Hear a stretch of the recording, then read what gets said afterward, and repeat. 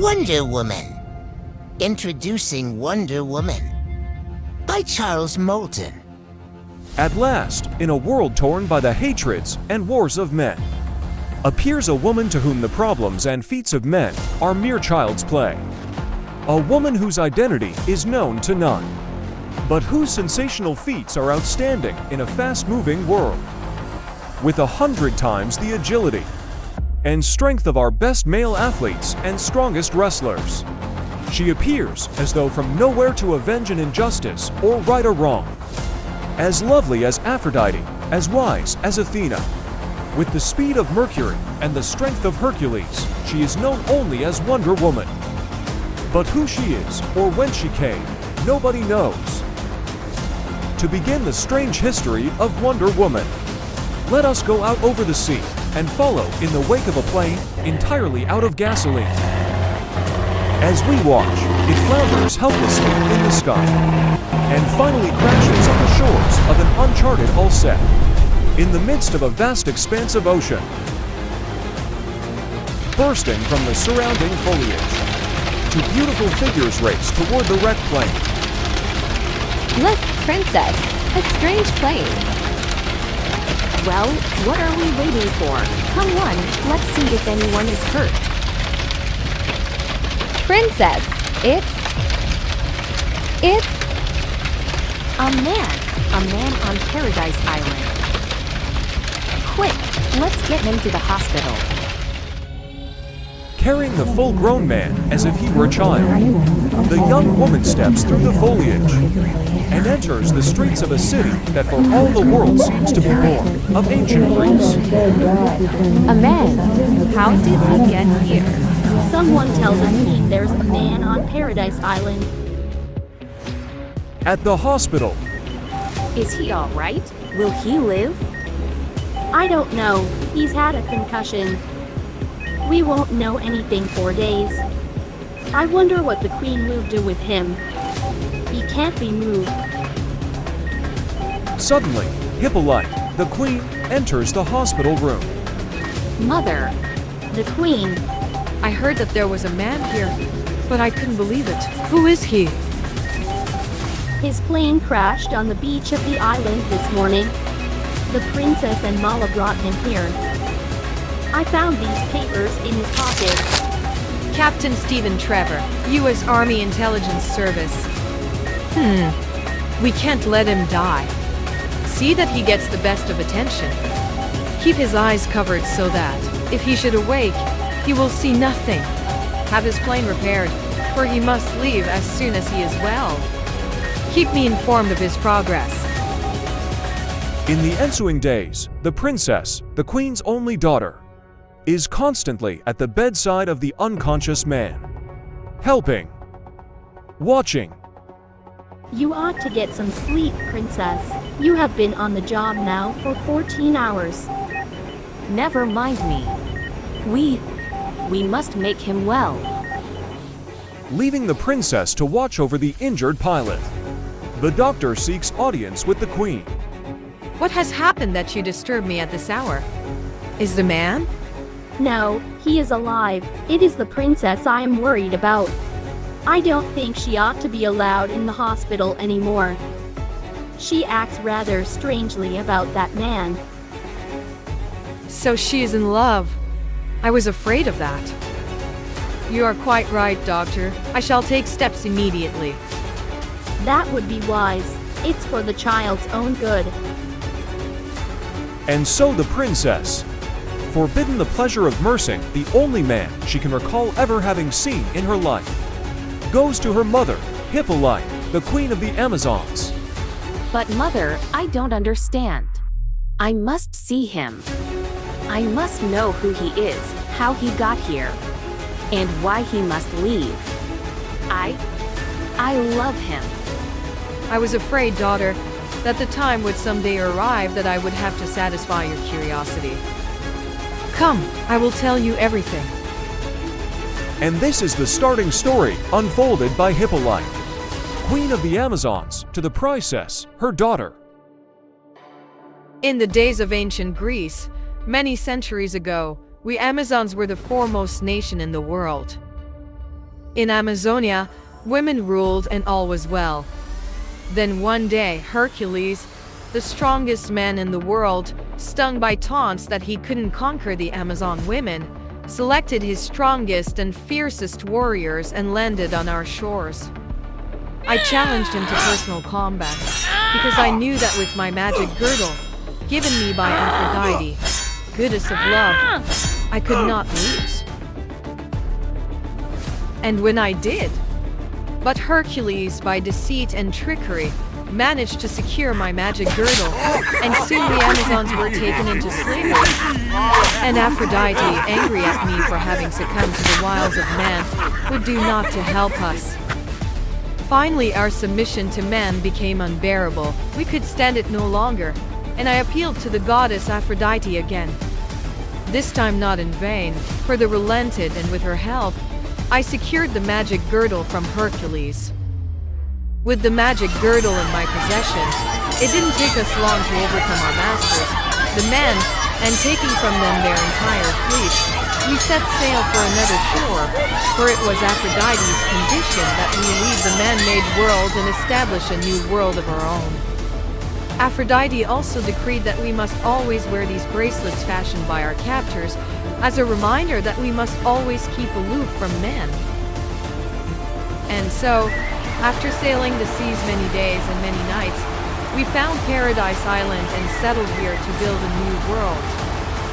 With its fertile soil, its marvelous vegetation, its varied natural resources, here is no want, no illness, no hatreds, no wars.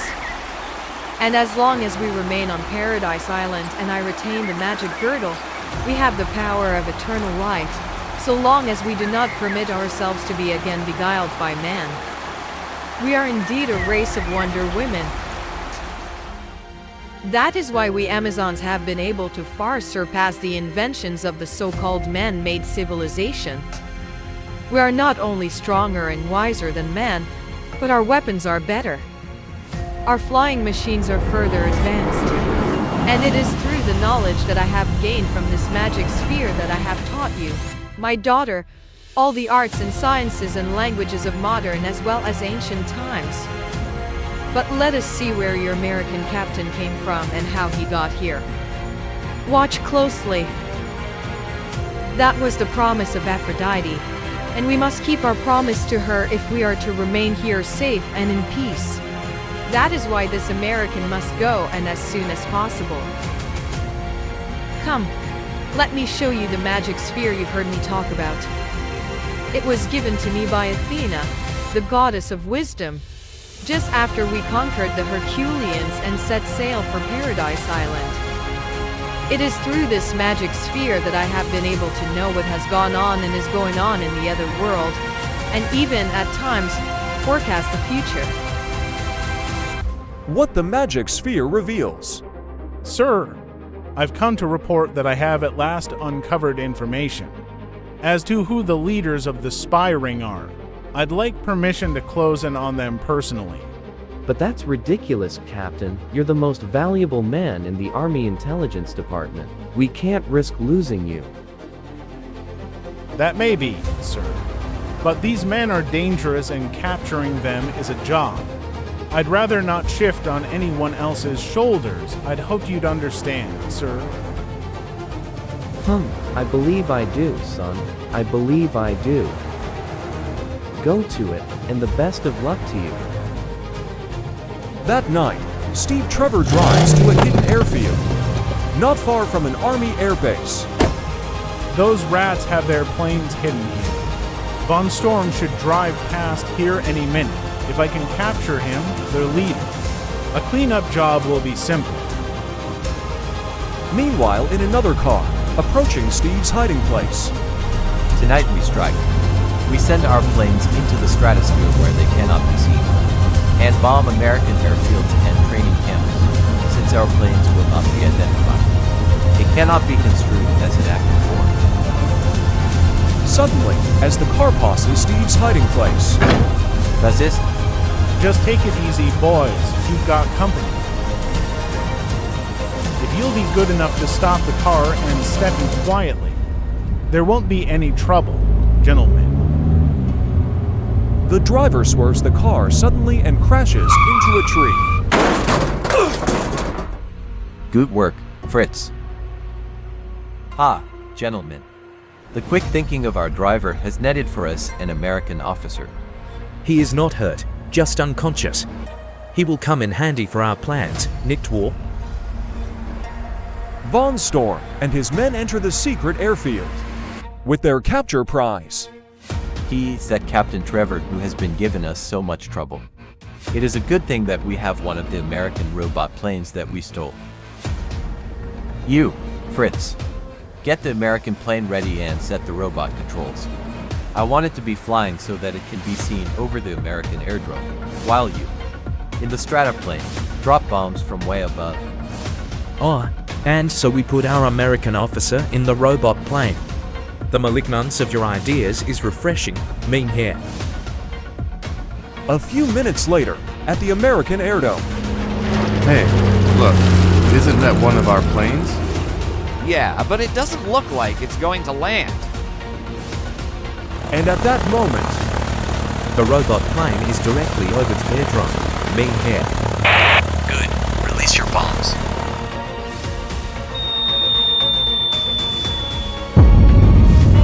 What in the world?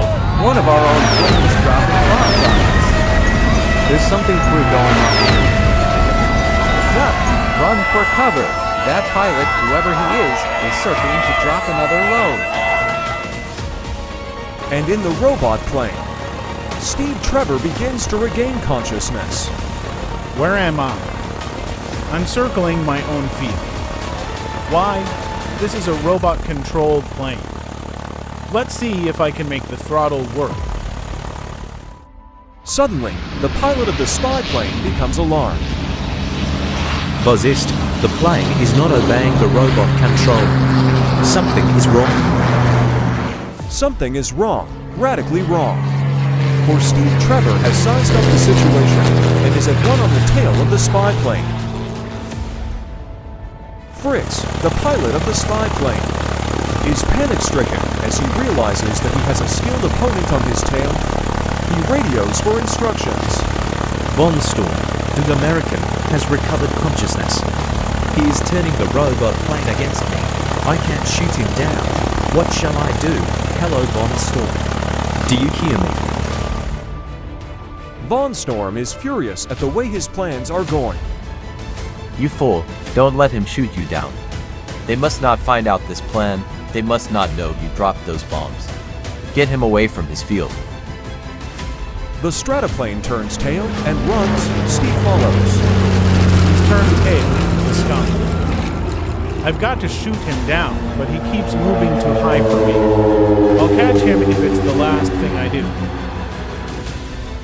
Always out of shooting range.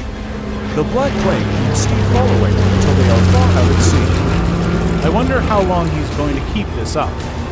Well, as long as there's gas left in this crate. I'm going to stay with him. Hours pass and many miles, hundreds of miles, pass with them. But Steve keeps doggedly on the trail of the enemy plane until finally his gas begins to run low. Running short of gas. Looks like he has me licked. Wait, what's that below? Can it be an island? It seems surrounded by cloud formations. Well, daughter, here's the history of your captain up to the very moment his plane crashed on Paradise Island. But mother, he must take him back to America to finish the job he started. Getting him back would be a problem. Leave me alone, my daughter. I must consult with Aphrodite and Athena, our goddesses. I must seek their advice. Yes, mother. It wouldn't be any trick at all for me to fly him back myself, but mother would never hear of it. In the Queen's solitude, the spirits of Aphrodite and Athena, the guiding goddesses of the Amazons, appear as though in a mist. Hippolyte, we have come to give you warning. Danger again threatens the entire world. The gods have decreed that this American army officer crash on Paradise Island. You must deliver him back to America to help fight the forces of hate and oppression. Yes, Hippolyte.